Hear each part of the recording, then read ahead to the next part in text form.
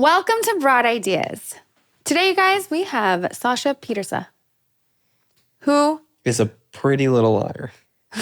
She was on Pretty Little Liars. She also has a movie out, The Image of You. Out now. Out now. She was very sweet and very beautiful. Her hair. Yeah. I was really envious of her hair. Yeah, her hair was very memorable to you both. Well, it was really It's beautiful. a statement. I know. Long, full, It's luscious locks. It's like a commercial. It is like a commercial. Do you remember Pantene Pro V commercials? Yes. Yeah. Do you remember Tresemme? Of course. Ooh la la. Here we go again with jingles. Ooh la la. Tresemme, Tresemme. How does it go? I know. Yeah, it's ooh la la. All right, guys, Okay. let's get into it and out of this.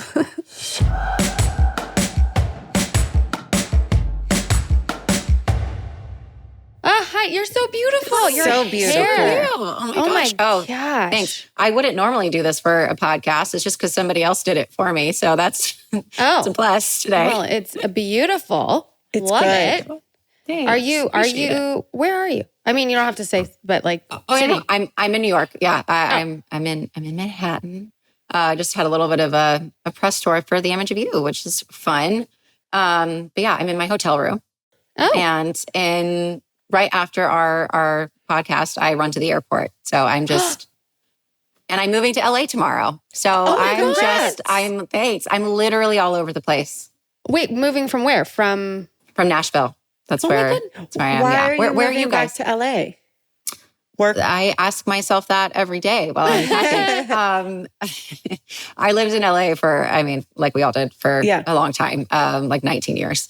And we moved all around. I had my son, and it's just now it kind of just makes sense for me to be back, just meetings, being at things. I just fly in so often that it's just one of those things. We're renting our place out. We're figuring it out for a little bit. But all of it's our the opposite. Everyone's moving to Nashville. I know. Well, during COVID, we moved to Nashville. We followed friends, and they have kids the same age as my son. And it just, I didn't picture us moving this soon, but. You're coming back. How old are you? Coming back.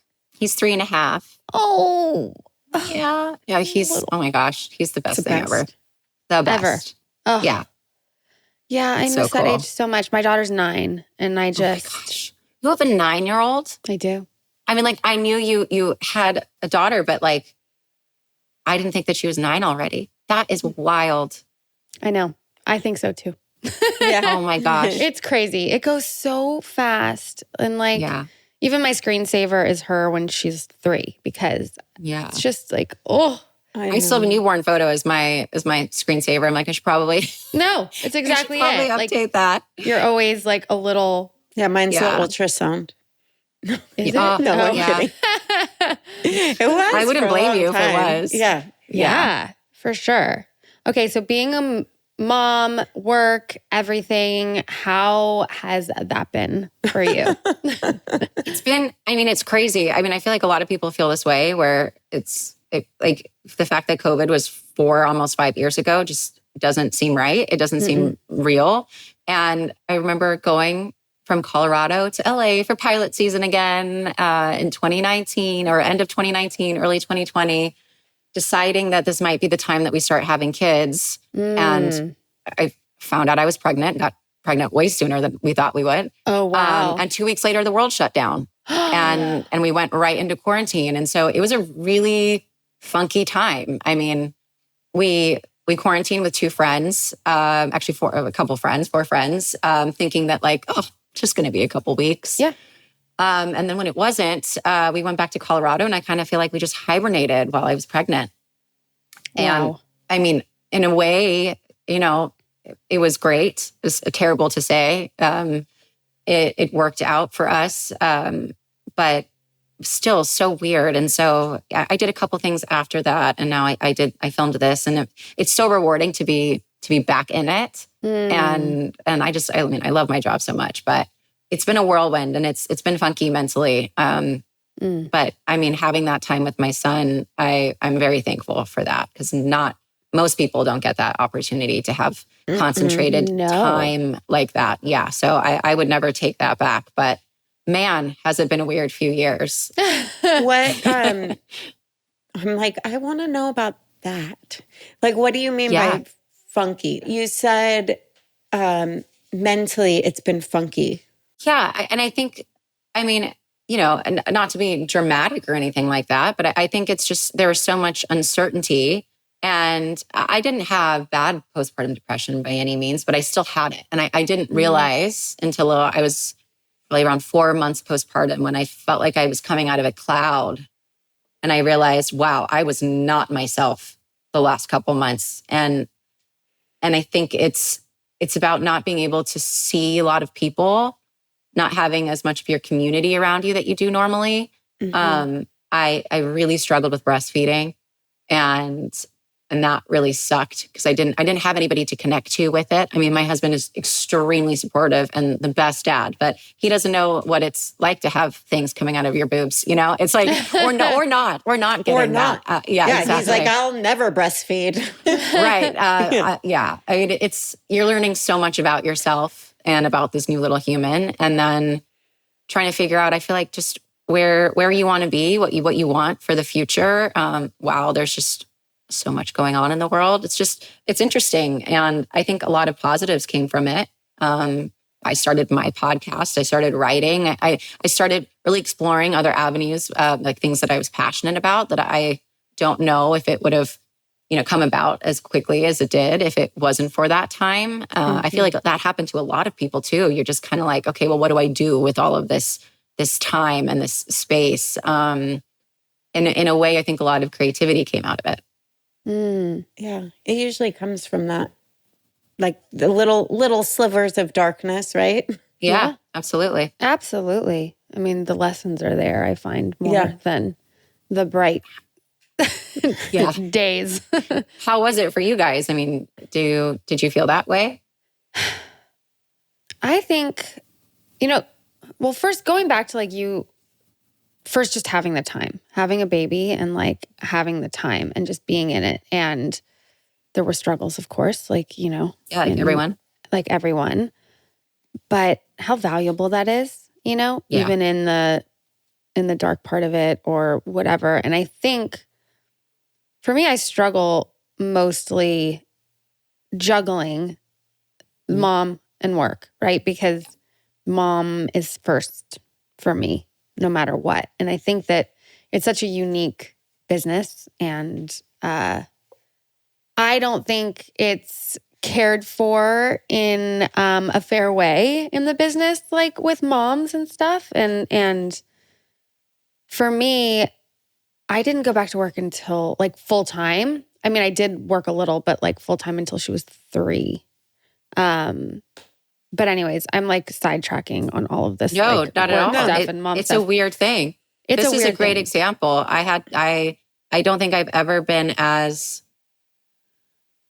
revealing or as intimate with anything on camera as I was with this movie. And that's significant because my son is 3 and I feel like I'm in a completely different body, different time in my life, different everything. And one of these characters is so sexual and so confident and powerful and takes control of scenes. And if I didn't do that, or I didn't believe that, or if I couldn't be that myself, it wouldn't work on camera. And so it was a really interesting project, forcing me to do that, and in a way forcing to accept a lot of things about who I am as a person now.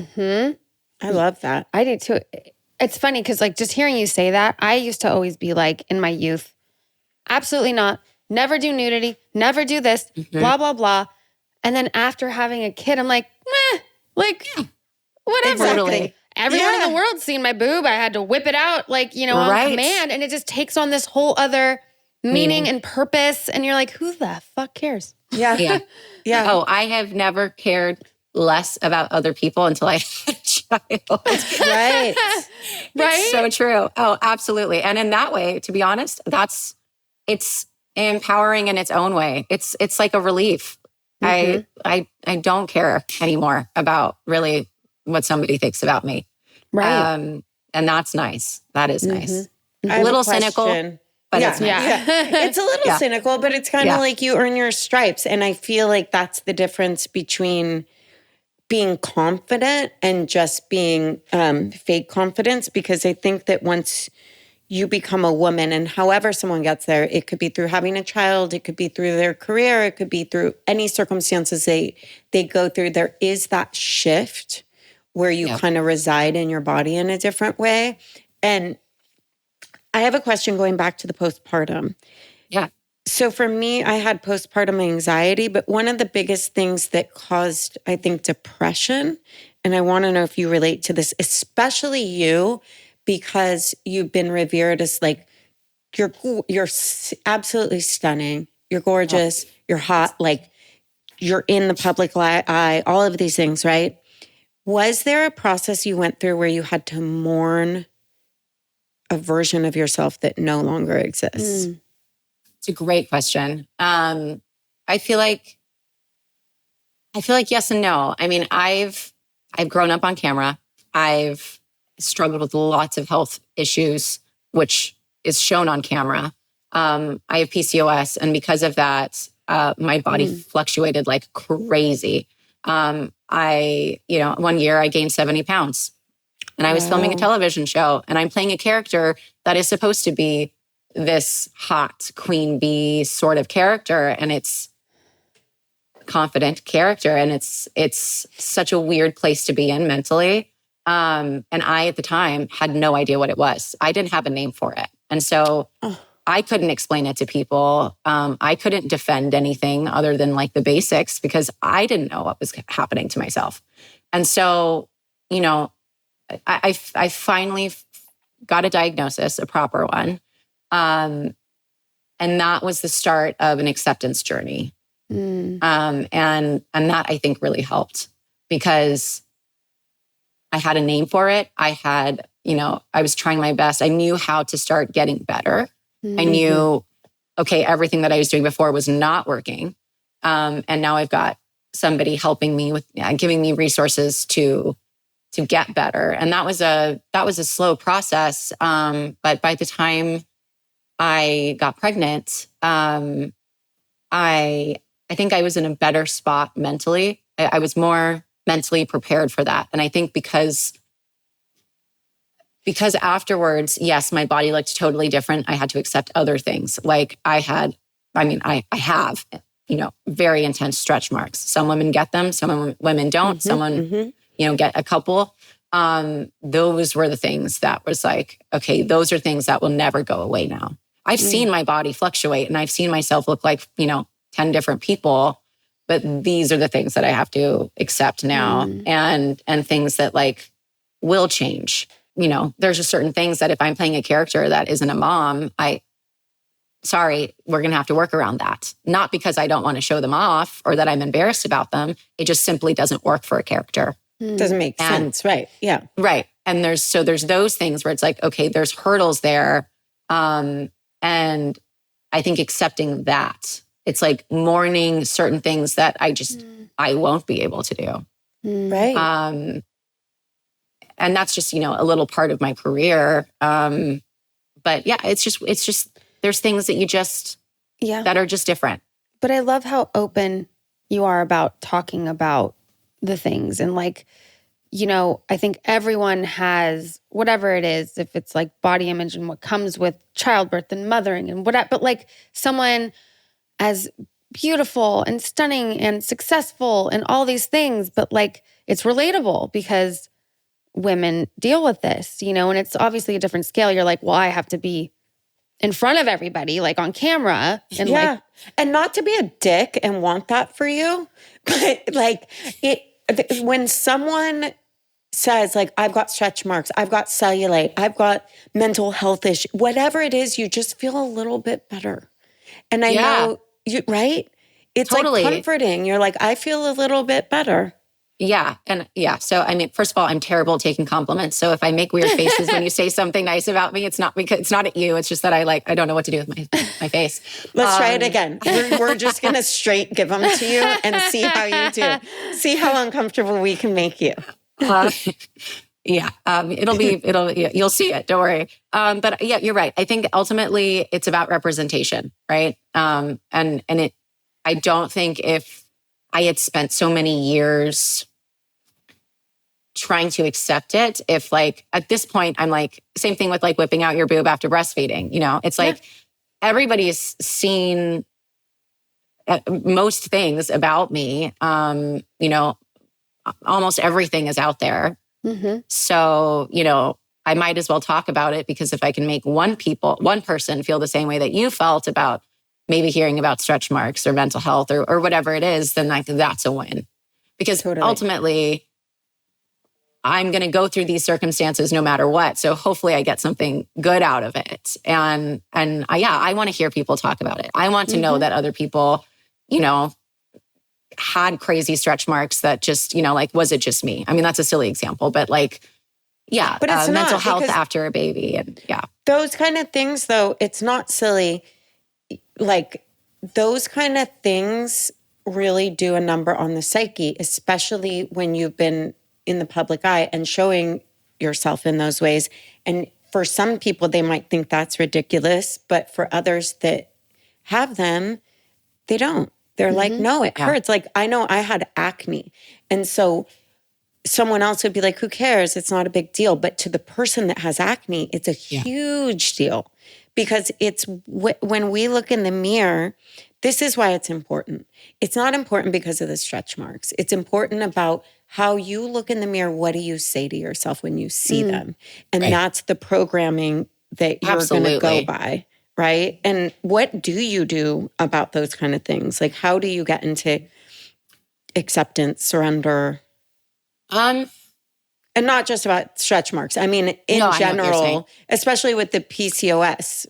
Yeah. I mean, I have good days and bad days. Like, it's not like, oh, I reached this, whatever level and now I'm fine.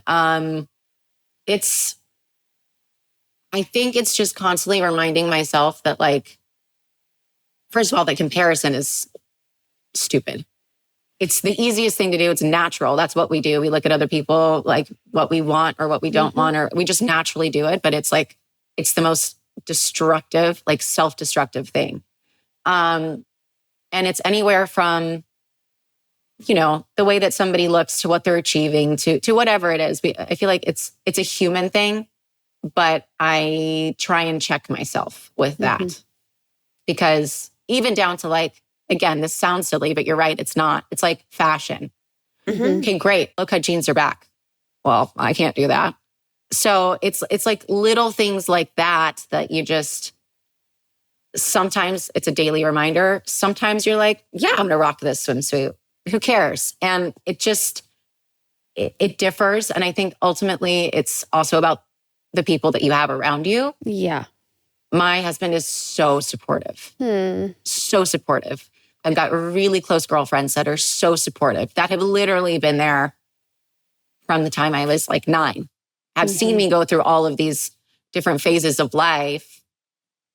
And I feel like if I was constantly questioning the people around me, it would make it so much more difficult. So much more difficult.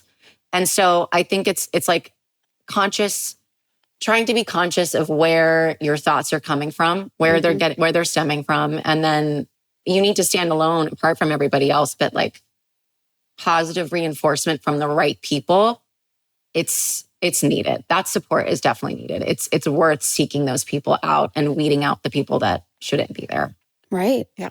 I remember like dating a guy really young and loved to point out anything on my body.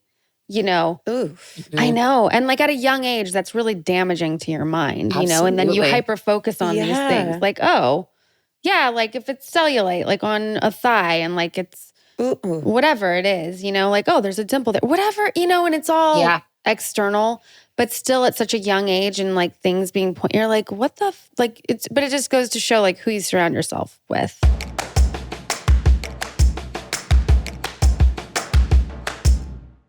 Broad Ideas is supported by Talkspace. Do you think seeing a therapist or psychiatrist would be helpful, but you don't have the time to actually find one and meet with them or afford them? Try Talkspace. By doing everything online, Talkspace has made getting the help you want easy, accessible, and affordable. At Talkspace.com, you can sign up online and get a personalized match with the provider that's right for you, typically within 48 hours. It's incredibly convenient to have virtual sessions with your licensed therapist from the comfort of your home. There's no need to commute to appointments, miss time at work, or line up childcare in order to attend sessions. It's mental health care made easy. Talkspace can help with any specific challenges you might be facing. It's the #1 online therapy platform with licensed therapists in over 40 specialties, including anxiety, depression, substance abuse, relationship issues, and much more. As a listener of this podcast, you'll get $80 off your first month with Talkspace when you go to Talkspace.com/ideas and enter promo code SPACE80. To match with a licensed therapist today, go to Talkspace.com/ideas and enter promo code SPACE80 to get $80 off of your first month and show your support for the show. That's Talkspace.com/ideas, promo code SPACE80. Support for Broad Ideas comes from Posh Peanut. Your kids grow fast, but that doesn't mean they have to outgrow their favorite items after only a few months. Posh Peanut gets it, which is why they make super stretchy and colorful clothes that seem to grow with your child. So you'll get longer wear out of those adorable styles. Posh Peanut makes thoughtfully crafted, beautiful, and stylish clothing for kids and families designed in-house from beautiful florals to your favorite brands such as Hot Wheels, Disney, Hello Kitty, and Barbie. Their pieces are made with ridiculously soft viscose from bamboo that stays soft even after you wash them over and over again. And their high-quality fabric is 4 times stretchier than cotton, so it grows with your child.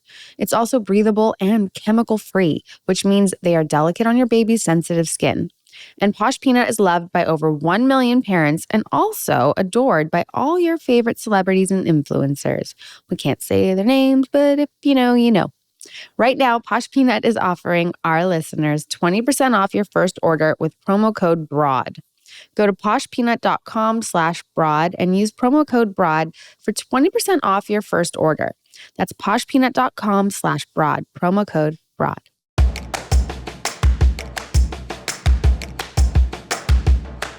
When you were saying acne, the immediate thing that I thought of, because, yes, visual, I think both mental health and the way that you look like on the outside, obviously they go together just based on it's a feeling. But yeah, there's so many challenges that come from like living internal battles. Mm-hmm. But when something is physically out there for other people to see, it feels like you can't hide. Mm-hmm. It's vulnerable.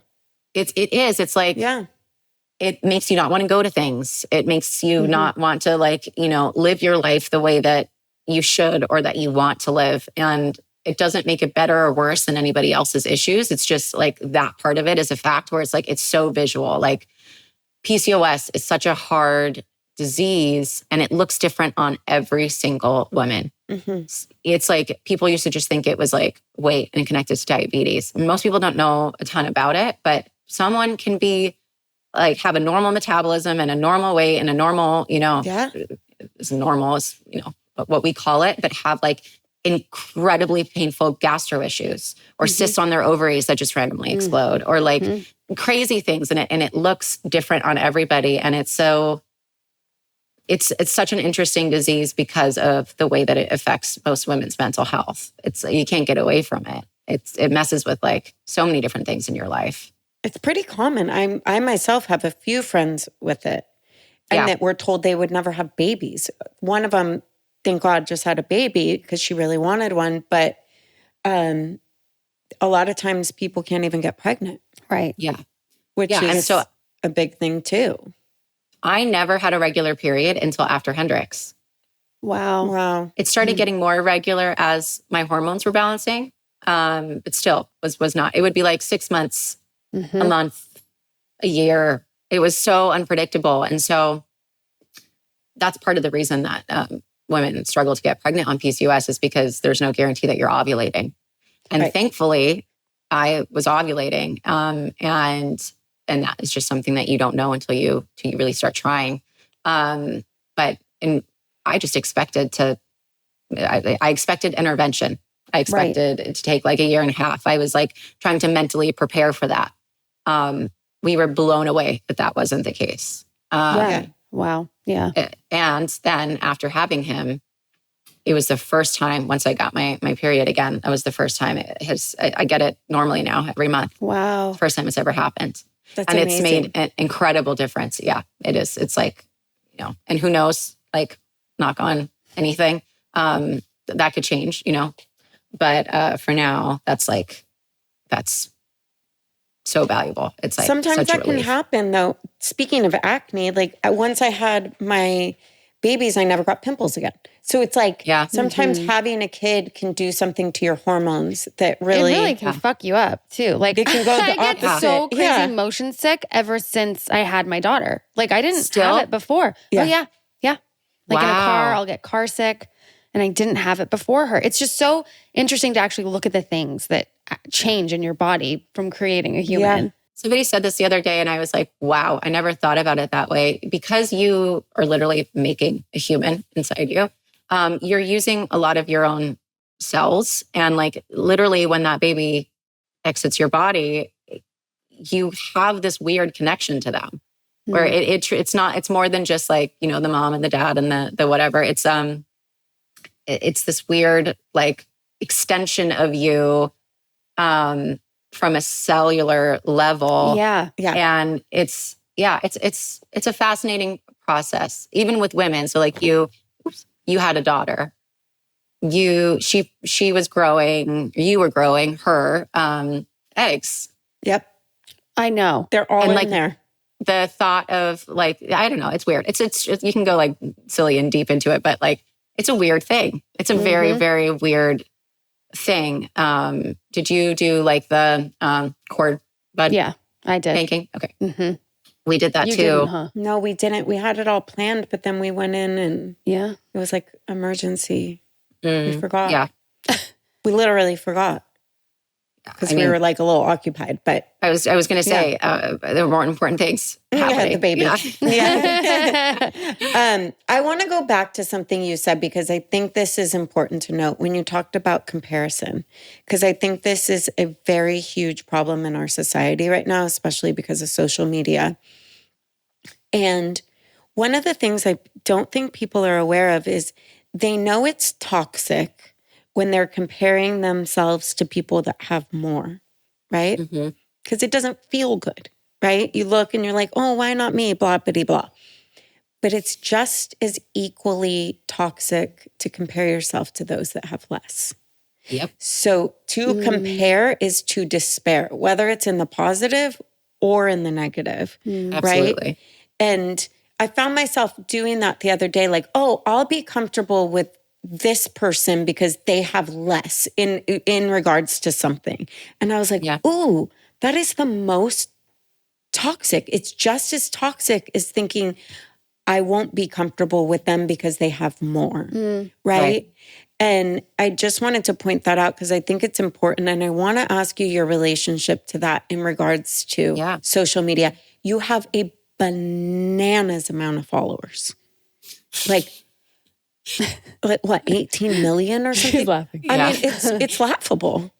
It's a lot of eyeballs. Yeah. Right? There's a few things I want to hear about that.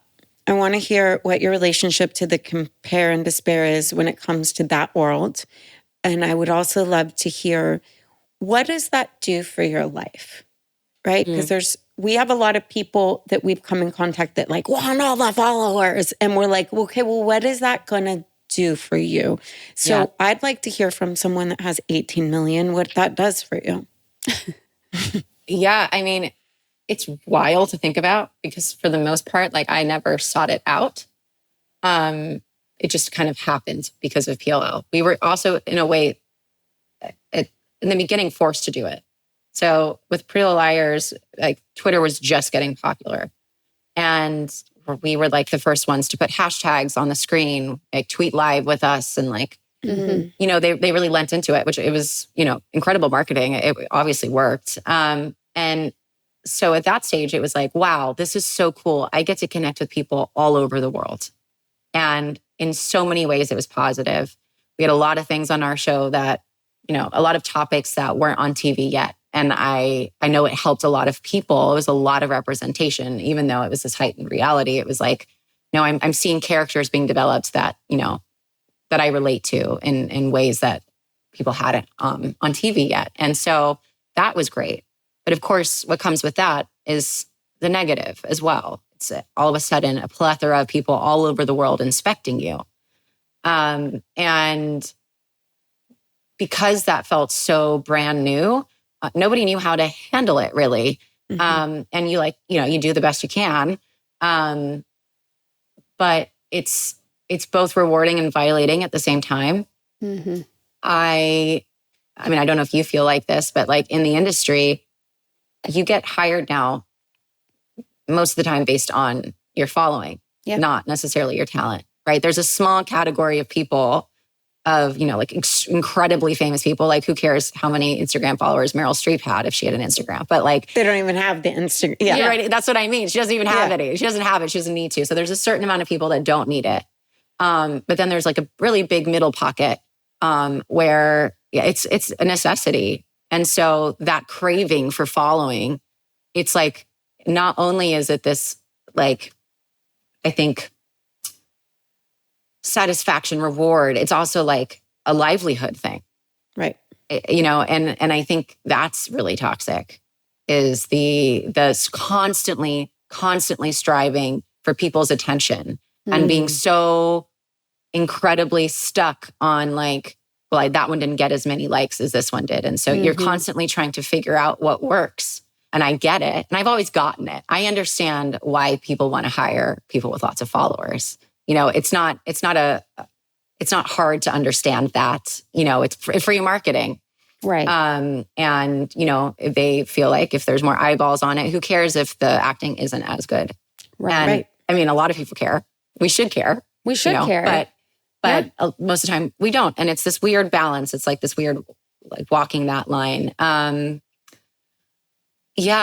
wish I had a better answer for the comparison thing. I think it's a perfect answer. Yeah.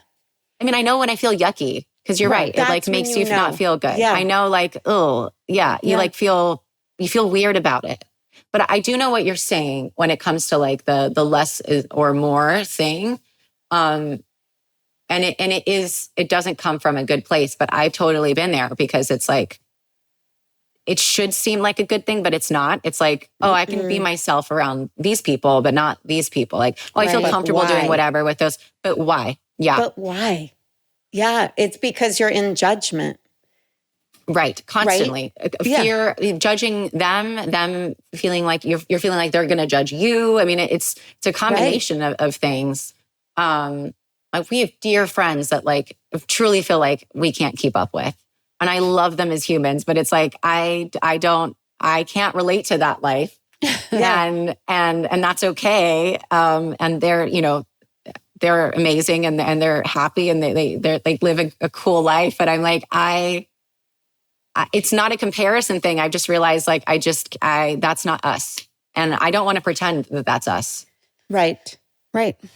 But that's the part too. It's like, I love that you bring that up. Like, it's not us, but how can you remove the judgment, right? Like when people are around people where you're like, okay, it's not us, but what do I make that mean about me?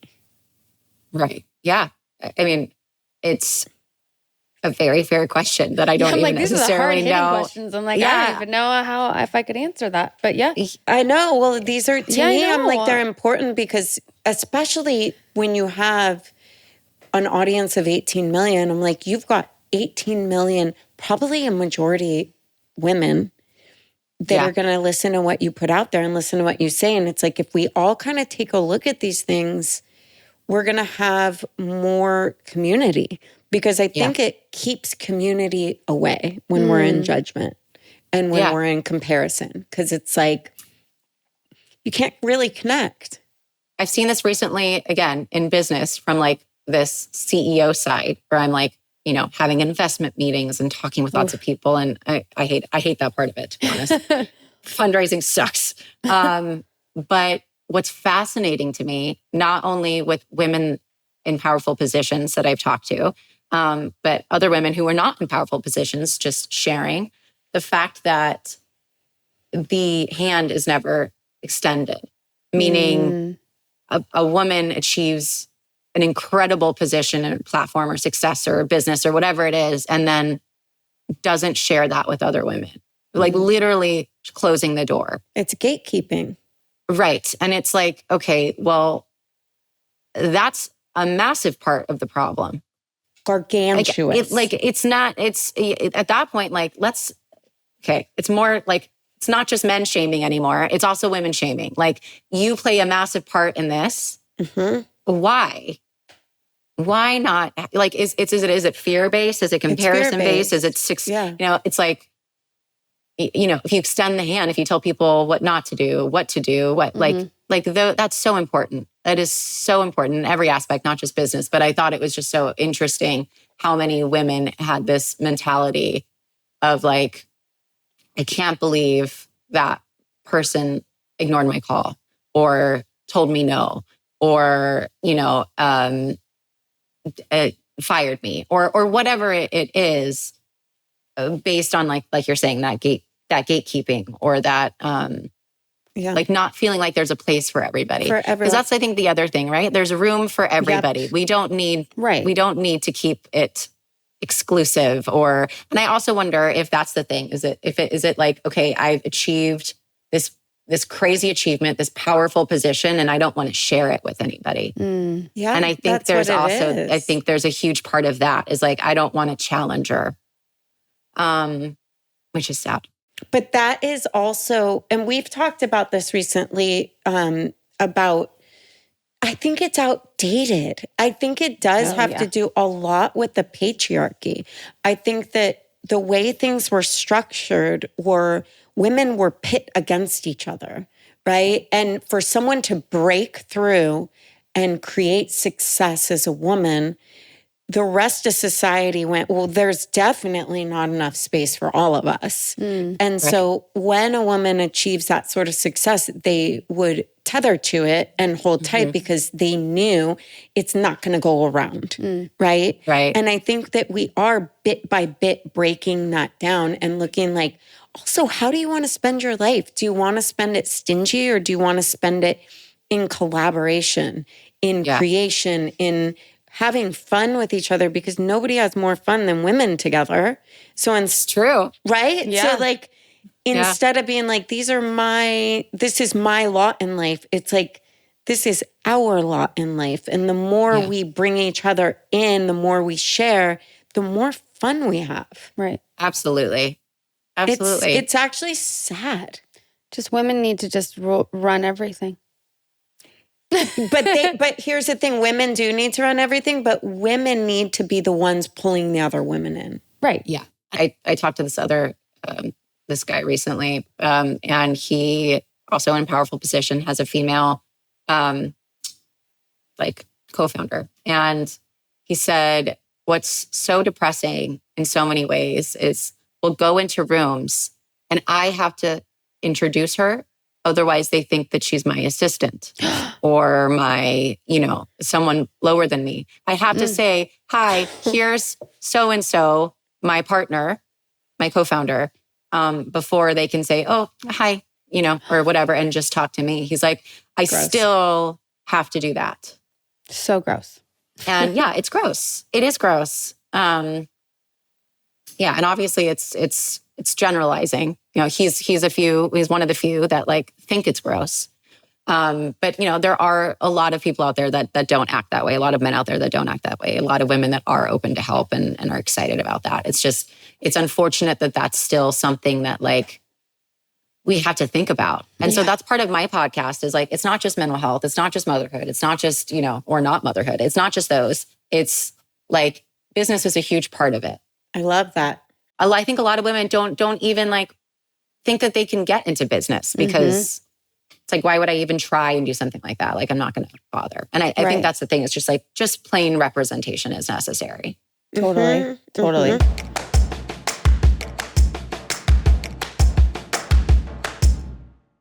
Support for Broad Ideas comes from Seed. Summertime, I put my self-care into high drive and taking care of myself. And what I mean is lots of sunscreen.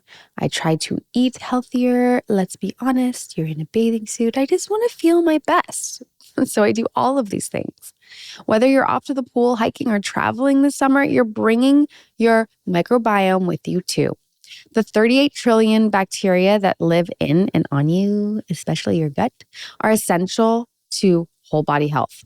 Seed's DS-01 Daily Symbiotic benefits your gut, skin, and heart health in just 2 capsules a day.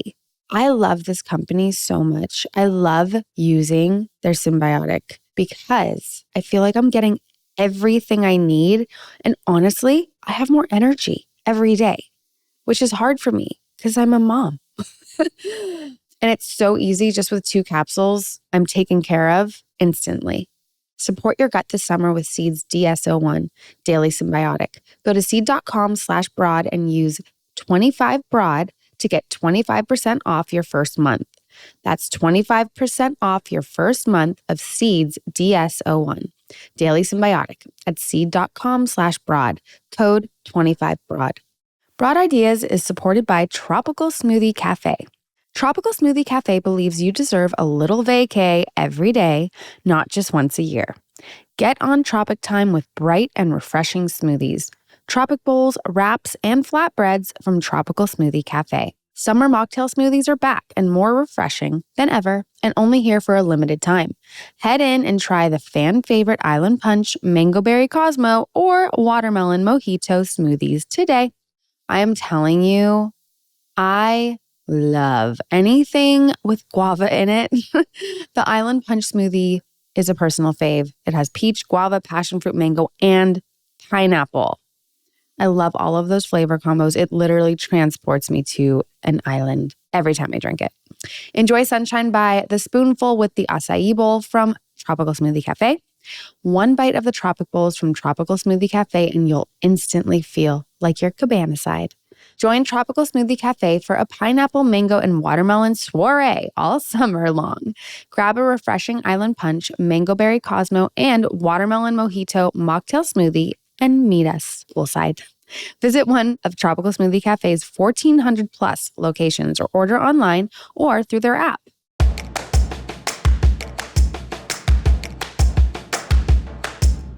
I have a question. What is something you can say at the dinner table that you can also say in bed? Is that right? Did I say it right? In the bedroom. In the bedroom. In the bedroom.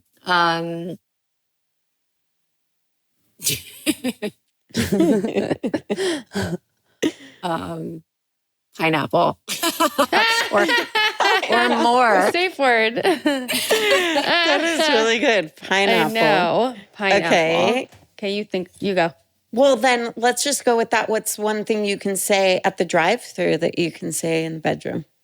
Oh. Yeah, I just want to know. She's going to say pineapple. Extra napkins. I like that one. We haven't heard that one. I love people's minds. I know. Because nobody's ever said the same thing. Ever. Isn't that cool? That is cool. Yeah. Yeah. Okay. If there was one song that played every time you walked into a room, what would it be? Staying Alive, the Bee Gees. I like it. Yeah. You're like, because I'm trying to stay alive. Yeah. Yeah, exactly. That's Staying how I alive. What's the first quality you look for in a partner? Communication. Mm. Yeah, that's a big one for Really? me. That's actually really important. And I'm like, oh, wow. Really? Noted. It's so important, but like you don't always think that first. Or I don't, I guess. Yeah. She's like, I like really, really, really good looking. Really vague, like good looking in the face, doesn't talk. Tall. I do like tall. But to be fair, like I feel like I've known Hudson, my husband, for so long, and that it's a little unfair because I did look for that in every relationship before him, but it's also because I knew his family so well. It was if this was going to work, I need a couple of things, and communication was one of them. I love it. So question on that, would you rather someone that fully understands you emotionally and is like very supportive emotionally, fully gets you, or hilarious? Oh, like one or the other? You want one or the other? Oh, I mean, I know. that's tough. I think probably that gets you because you can find other things in life that are funny. True. You can watch funny things with them. You can watch funny things. You can do funny things. Like humor in a relationship. Humor in a relationship is so important. Like if you can laugh at each other and laugh at yourself, and like it is actually such a huge aspect of it. But as long as they get the funny, like I can be the funny one, and I'm okay with that. As long as they get the funny, because I'm funny. You are funny. I need them to be funny too, though. I know. I do like to laugh. I like to laugh. I just, it's just the wit. They don't have to be like ha-ha funny, but they have to have that. It's that different intellect. Like they just, they're quick with you have it, to so connect with it. Everybody has a different like flavor of wit. And if they get that, then. Yeah. I think it depends on what you grew up with too. Yeah. You know? I would say.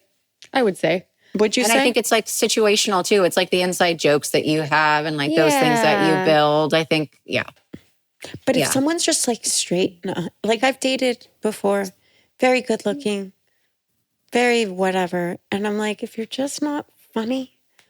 Yeah. Well, anything too serious. That's the thing. Like if you go through your life always serious. It's exhausting. Yeah. Who wrote this? What? Would you fuck someone who hasn't bought you dinner? Let's throw it at you, would you? Oh, yeah. Okay, good. That's our girl. Dying. Oh, my God. How do you keep things exciting in a long-term relationship? I'm like so monogamous by heart. Like I could never not be. I think new experiences. Because I think that like that's so important is like bonding together on things. I think it's important to like have your own self, you know, apart from your partner. But I feel like it's like the memory building of like doing something different or traveling or like, I think it's less about like keeping something spicy and more about like constantly pursuing things that you like together. I love that. That's true. I do too. I think that's a great answer. Yeah. It's very true. Very. And it's spicy. And you're like also a cock ring. Also, try new things. That applies. Totally applies. I think Hudson and I like we're together all of the time. You guys are funny. We're together all of the time. Like we spend pretty much 24 hours a day together. And so we're just the couple that can do that. So many people can't. Yeah. And so, I mean, I think that for us, it's probably why we move so much too. We're just like, our lifestyle is constantly nomadic. Love it. And if he was not the person that he was, and if I was not the person that I was, I don't think that it would work. I don't think that we would be capable of that, especially with a kid. But and also cock rings. And cock rings. How would you feel if your partner wanted to do an OnlyFans? I honestly, I love that question. I would support it. You would? You would? I would support it because like, it's like, okay, well, what are we going to do with that money? Because like, technically you're not like really, it's not like very personalized to anyone. I guess it can be. I guess some people do that. You can do that or not do that, right? You can kind of do anything on OnlyFans, right? You really can. So should we ask him if he's into it? The funny thing is like, I feel like if I said I wanted an OnlyFans, he'd be like, yeah. He'd fully support it. He's like, bring in the money. Yeah, do it. Same. Her husband's already like, suggested it. Yeah. Well, her feet. Well, my feet. He's like, I think you're doing our family a disservice by not. So if I could just not, and this is like very hypocritical of me because I'm like very sex positive and all of those things. But like, if I could just not like show my name or show my face, I'd be happy with that. With the feet or the whole thing? Anything. The feet. I just don't want to like put my name on it. I'd be like, yeah, I'll sew my feet. I just like don't want to promote it. I fully thought you were like your whole body. You're like, yeah, I'll do my whole body, just not my face or Just my not name. my face. Just not my I was like, feet. respect. Like, yes. I I'm like fully agree. all Not power my to feet. anybody that wants that. I'm not saying that that's not a good thing. I couldn't. I don't know. Which is weird because we kind of do it for a living. So I don't know. Yeah. I don't know what that's about. It's I interesting. think it's a difference between like you yourself and like a character you're That's it. playing. I think that has to be what it is. Yeah. It's more vulnerable. It's you. Yeah. It's like, I had mean, a body some people double. do. Yeah. So for this last movie, I had a body double for just like literally, it's not even like 3 seconds on screen. And it was because it was like a certain angle and it was like boobs. And I was just like, again, like I have breastfeeding boobs. Like I've got stretch marks on my boobs and I just, again, it's just, it would be fine, but it's like not the character. And that was so weird because I was like helping choose women. Because they just like send you, I got to pick my boobs. Oh, that is And she was hot. And I was like, yeah, she can represent me. You're Hell like, yeah. People can think that those are my boobs. Oh my God. Yes. I love Yeah. that so much. That is fun. Wait, tell us quickly about the movie. Yes, before you have to go. Yeah. So it's a psychological thriller, but it's also kind of a rom-com. I play twins, which is super fun. Yeah. So fun. So awesome. And yeah, it's a little bit of a love triangle, but there's a crazy twist at the end that I didn't see coming when I read the script, which is really what made me want to do it. Because I think so many of those are just very predictable. Yeah, it's about Anna and Zoe, two twins. One is constantly trying to find love. She's a hopeless romantic. And Zoe is very cynical, has had a damaging past and wants to protect her sister, but instead ends up falling for this guy. So there's like a little bit of a deadly love triangle that happens in this movie. And it's very fun. It's a fun ride. Yeah. It's amazing. So fun. And always so fun to play two characters. So fun. Right? So fun. That's goals. Yeah. Yeah. And it's difficult, but it's super cool. The twin tech and everything. Like we had special cameras for certain scenes and treadmills for walking the same speed and all sorts of stuff. It's Oh, fun. wow. That's fun. Yeah. It was That's cool. really so fun.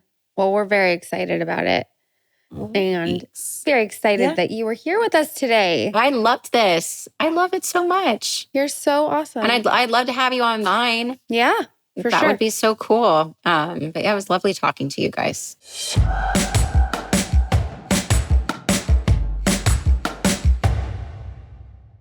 Oh, I have notes. Oh, you got notes. We love when you bring notes to the post. I was with Olivia. Oh, yeah. There's just two. I write notes. I do 'Cause too. I don't This remember. is mine for What does this it say? It says broad ideas. and it's fully empty. Well, that about sums it up. That was our is post. our brain. Yeah. Our brains don't work. So if anything happens, especially when we're together, and I just put it in my phone.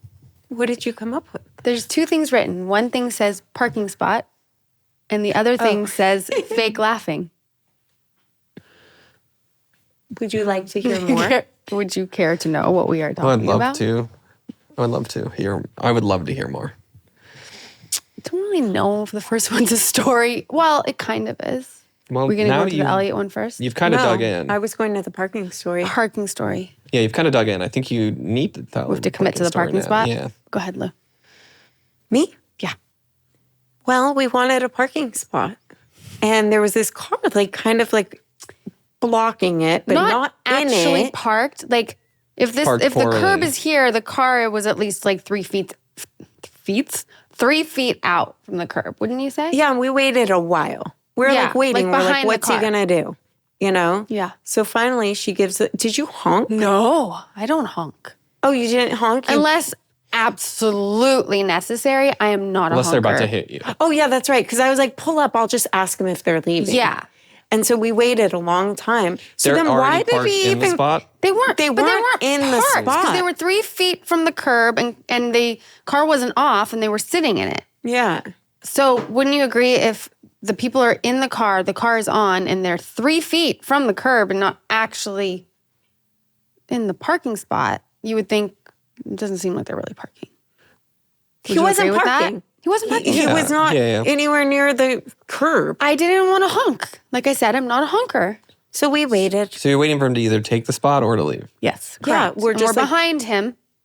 There was nowhere for us to go. No. I would have done a little beep. I don't even beep. Well, I'll pull up and just be like, are you leaving? But you just said there was nowhere to go. If you had space to pull around, you should have just pulled around. Well, we did have space to pull around. But I was still waiting to see. Okay, well. So we waited. Okay. How long did you wait? A few minutes. 22 minutes. 20? No, I'm just kidding. A few minutes or like 15 seconds? No. We waited a couple minutes. A beat. Like he knew we were there waiting. You know? Okay. Because we had already circled to the area. Spots. Okay. We were hungry. We needed to eat. So finally, he pulls out. We pull in, we park, we get out. He drives around and he's like, hey. And he yells at us. And he's like, hey, miss. And Rachel's like standing in the street and she's like, yeah. And he's like, who, me? Yeah, she's like, who, me? And he's like, you know, I thought you needed something. Like, I left that spot. No, he said, I thought you couldn't get around me. Yeah. So needed me to move. How are you going to come up and just take my parking spot? And I was like, what? Like, I was like, what do you mean? I would never do that. Like, I was like profusely apologizing. So hard on the apology. I was like, I'll get in my car and move it right now. Like, I will give you your spot. I am so sorry. Like, I didn't honk because I'm not a honker, but I will right now move my car so you can park in that spot. She really did. She was like, I'll give you my house. Like, what do you need? To move in? And then he's like, well, fine. How about a date? Or how did he say it? He's like, or go out Let with me take you out. Yeah. And then it's all good. And you said And yes? as he's saying this, the girl who had gotten out of the car to walk in the bank was coming back to get in the car. And I just started laughing. I just laughed and like just walked away. And she got in the car and she had a great date. Yeah. And then now my new, I am betrothed. No, it was now funny. Briar has a stepdaddy. Yay. That was our story. It was funny though. It was funny. That was a funny enough story to tell. It was? Yeah. Oh, we get the check mark from Rob. So it was noteworthy. Yeah. It was noteworthy. Noteworthy. Okay.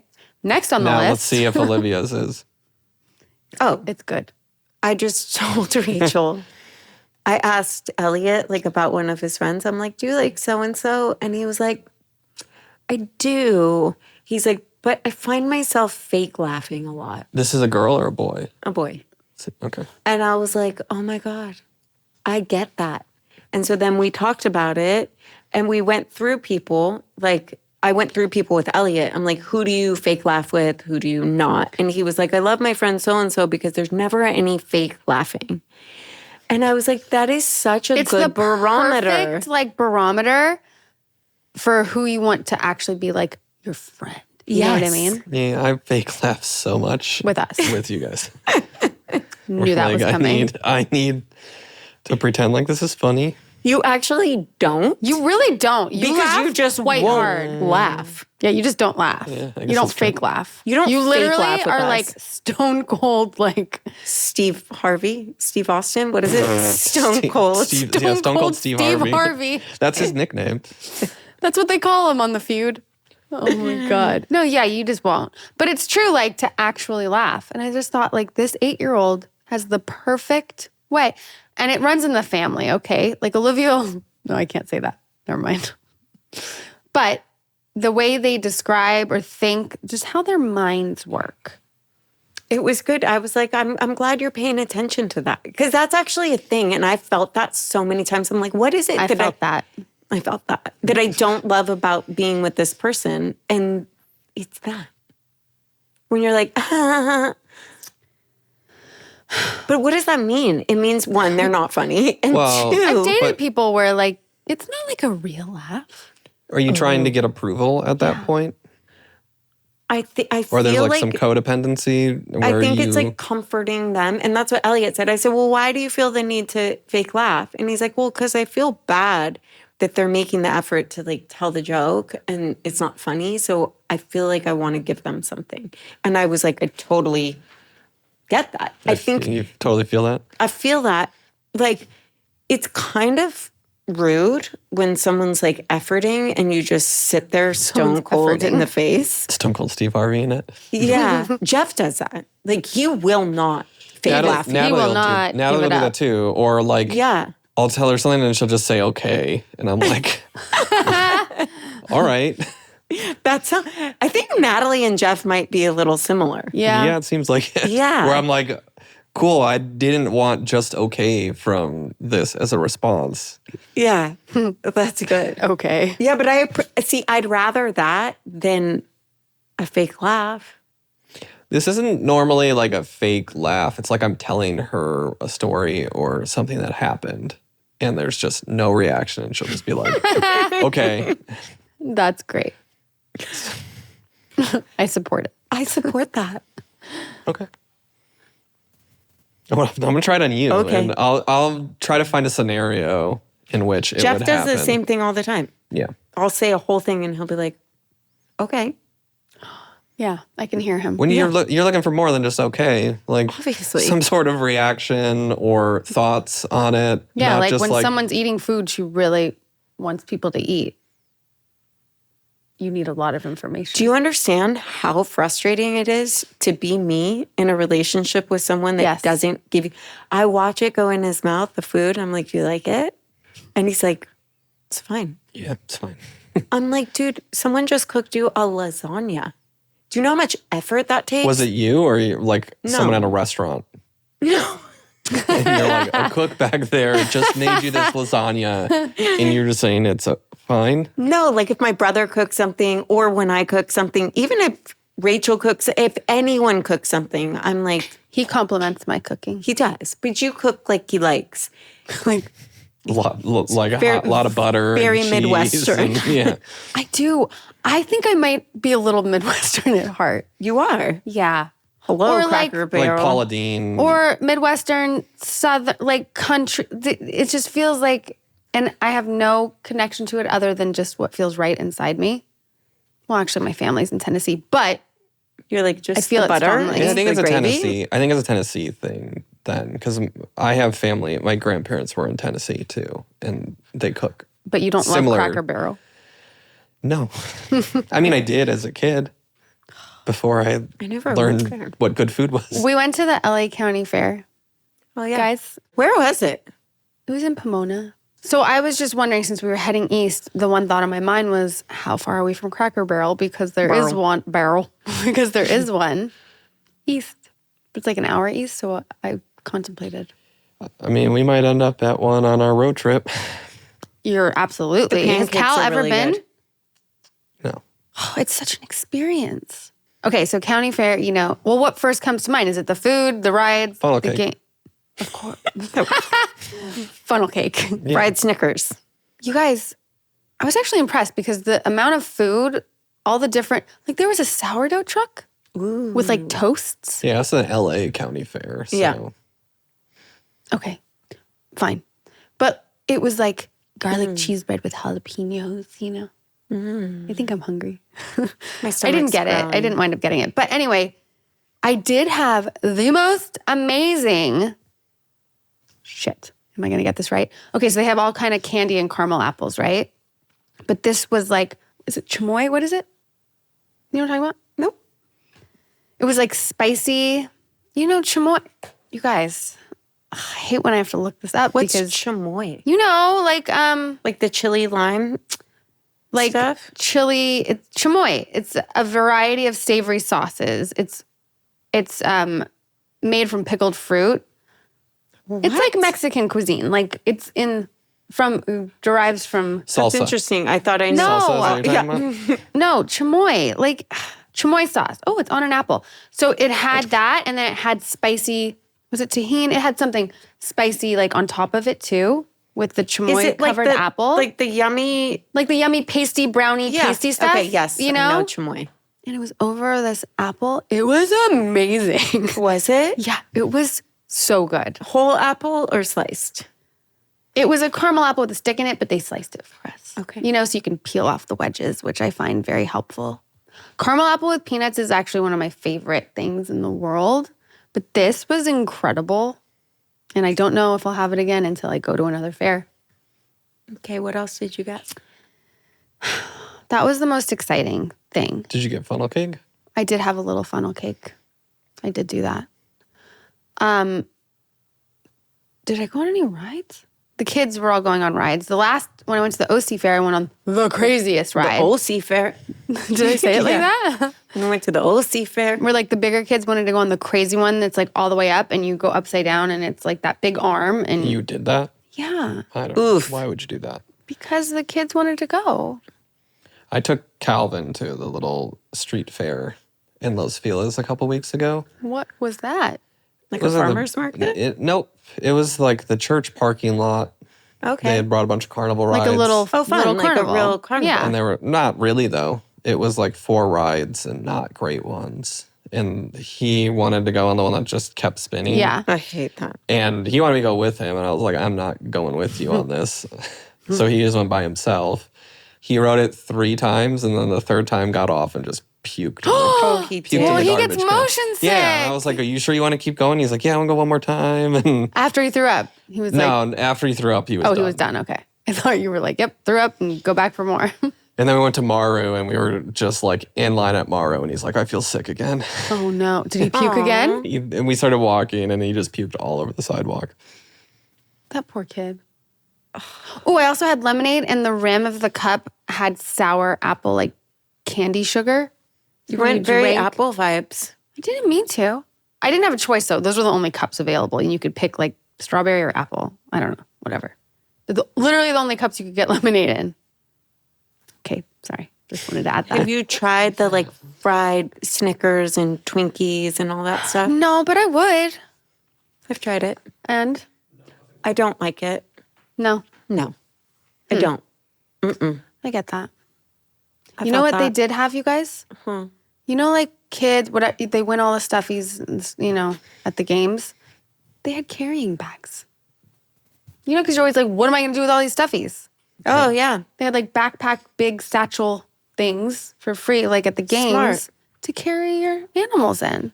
I went to Universal Studios once Yeah. in Florida. We Yeah. were on tour and we had like a whole day to go there. It was with one of the bands that I was out with. They went to go do some rides and I was like, I'm going to go play some carnival games. Yeah. I played games for like 15 minutes and I won like an electric guitar and like What a game were you basketball playing? and some like Was Price is giant Right? stuffy and then like I couldn't carry anything. What'd you do with them? I ended up just like giving them to some kids because I was like, I have too much stuff. I have to just sit here for 6 hours with all this crap. Yikes. I actually worked at a booth this weekend She sure did. doing carnival games-ish. And it was like one of those ones where you throw the thing in to get the fish. And if Were you... there real fish? Yes, you get a real fish. yeah, uh-huh. Was this the like preschool fundraiser? You get a goldfish. No, it was like a school fundraiser? fair, but you get like a goldfish. Yeah, but I didn't actually give away fish. You give like a certificate and then they go to the fish store. But there was kids that were winning like 10 fish at a time. I would not be happy. As their parent? Yeah, that'd be I know, terrible. I felt bad. I'd be like, your kid just won another fish. It's supposed to be the school fair weekend because we had one as well. Oh, you did? For Vinny's preschool. Did you work at a booth, Rob? No, because he's not technically, he doesn't start till the fall. But it was when Calvin went to. And we went and our friend was working the bouncy house at like the top because there was like 3 levels of the school. Yeah. There was just this like little baby that was left up there. Her and I were like talking and it had like just opened. Baby. And When I you had say Vinny, baby- I had Vinny with me. And then there was like one other woman with her kid. And then this baby. So this baby, like finally our friend, she's like, do you know whose kid this is? Like this is, and no one knew whose kid it was. And the dad was like down, like the level down, just left his kid up there. How old? Younger than Vincent, like a year and a half. 1.5 or something? Yeah. Just like That's crazy. hanging out. And then our friend picked him up and he started doing the like mouth thing, like he wanted milk. Like, what do you mean mouth thing? Yeah, what's the mouth thing? Yeah, Oh, like babies, suckling? Yeah, they're doing the like suckling. Do it, Rob. No, he like what is it called? Rooting. Rooting, yes. Yeah. Started rooting for her and like trying. Did she do it? No, she didn't. She didn't breastfeed the random baby that she didn't know where it came from. She doesn't care about kids. Okay. Apparently not. Selma Hayek picked up a random kid and breastfed it. Was it a random kid? I believe she breastfed someone else's kid. Yeah. But I think the parent was probably there and consented. I don't think she found a kid and was like, let's go. I feel like we have to look up the story because I don't know that we know the facts. Yeah. I mean. No, but I know. Yeah, it was, yeah. Yeah. But then, I know, right? It was me. We found the dad and he's still just like, it's like, oh, he's cool up there. Like, I guess we're watching this kid. Independence. I got some questions. Cool. Oh. Can I give you, I'm going to give you some headlines and you pick which ones you guys want to read. Okay. Got 3. Okay. My husband calls my cat fat all the time and it hurts me. How do I explain it to him? That's option 1. What? What cat? Is that code word for something? We'll find out. 2, my husband kept having sex with me while I was unresponsive. What? 3, is it time for me to leave my husband? Which one of those 3 would you like to hear more about? All of them. Not the fat cat. Because that I'm just like, get over it. Mm-hmm. Sorry. Mm-hmm. Maybe your cat's fat. Could have a fat cat. You know? But I don't know if that's a bad thing. You pick out of the other 2, Rob. My husband and I have been married for 2 years and lived together for 5 before getting married. We've been having the same arguments over and over the last 3 years, but it seems to have gotten worse over the last year or so. He's yelling more and admits to saying things to hurt my feelings or tear me down because I don't treat him with respect, constantly dismiss his reality, and don't respect his boundaries. Dang. So why should he respect mine? He dreads being alone with me. I'm just a tool and a means to an end at this point. Make my food, clean my dishes, do my laundry, and I'll make sure I give you the money to pay my half of the bills. All I ask you to do are the basics, and you can't even do that. We got another fight last week, and I tend to shut down during our fights and can't speak because I'm afraid of saying the wrong thing. Dismiss me one more time and really see the ugly side of me. You never ask yourself why I treat you like shit. It's because of how you make me feel. Don't get me wrong, he does a lot. He worries about our financial future, though I make sure all bills are paid on time, takes care of car maintenance, knows how to decorate the house, and fixes things around the house, etc. I feel like this is borderline abuse, and it's not like he has hit me or anything like that. I feel lost, and like I can make this work if I really listen and make him feel important in the ways that matter to him. He won't go to counseling with me because he doesn't understand why I need to talk to someone else when the problems would be solved if I just learned to communicate with him better and don't shut down. This sounds like a narcissist. I'm the problem, and I've asked him to stop name calling and the insults, but he won't because of how I treat him. Oh, guys, narcissism, borderline, I mean, it's all very obvious according to my brain. Don't you think? Yeah, but also, like, the scary part is that she's believing it. Yeah, because she's in it. She's being gaslit. Yes, yeah, it's all of the things. It's all of the things. It's like textbook, I think. I mean, yeah, it sounds like a really bad relationship, but there's really no advice other than going, if you can't, here's the thing, if someone won't go to counseling and you can't get help, what is there to do? Right. Peace. Would you go to counseling if Natalie was like, we should go to counseling? Yeah. Would she go to counseling if you were like, we should go to counseling? Yeah. Right. Do either of you go to therapy? No. Have you ever been to therapy? Has she? I don't think she has. Wow. There's time.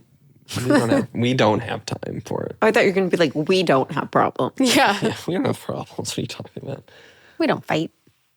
How do you feel about that when couples are like, we don't fight? Then I mean, they're probably using the term fight in a different way then. Because communicating, you're going to have disagreements, and Right. you can be good at communicating, but there can still be a fight, or there can still be tension, or there probably still will be, unless you're exactly the same. You don't fight, right, Jeff? You're right. We fight. But we, we're not like gross in our fights. There's no name calling or cursing, none of that kind of stuff. So they're disagreements.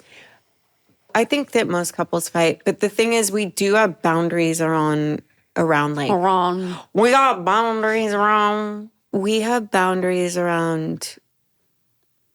Well, you know what's going to trigger him, and what you're not going to call him. Yeah, a name. Never. Yeah. Like, I've never been like, you're an asshole. That's what I mean. You like, guys know how to communicate, and you know how to disagree and have a conversation about it without it escalating to that point. Yeah. There's no name calling. There's no like cussing and any of that kind of stuff. Because then it just takes it to levels that you can't really come back from. But we fight. Yeah. I mean, I'm sure we've said, what the fuck? I want to stop talking. Why? I don't know. Are you in relationships where you just don't fight? Are you one of those people that says that? No. Yeah, you start shit with everyone. So. I do not start shit with everyone. Kind of a little shit starter. Rob. Not in relationships. Not in relationships. Yeah. Well, then, so you Only don't fight? with you. She's not a shit starter in No. relationships. No way. So then you don't fight. She fights. Oh, no. I can fight. But she's not like a hear me roar, I'm going to start shit and you're going to listen. No. Sometimes. No, she's not. Not. I haven't even had a boyfriend that was emotionally abusive. It's me. Yeah, you're always the one. It's me. Hi. So I'm going to continue taking notes because I feel like it's really rewarding in our posts. Okay. It is. I don't remember anything. No. I think the more mundane your notes are, the better too. Like just so we can get what it's like to be inside In my your brain. head. Yeah. Like our theme song. Okay, guys. Thanks. See ya. Bye.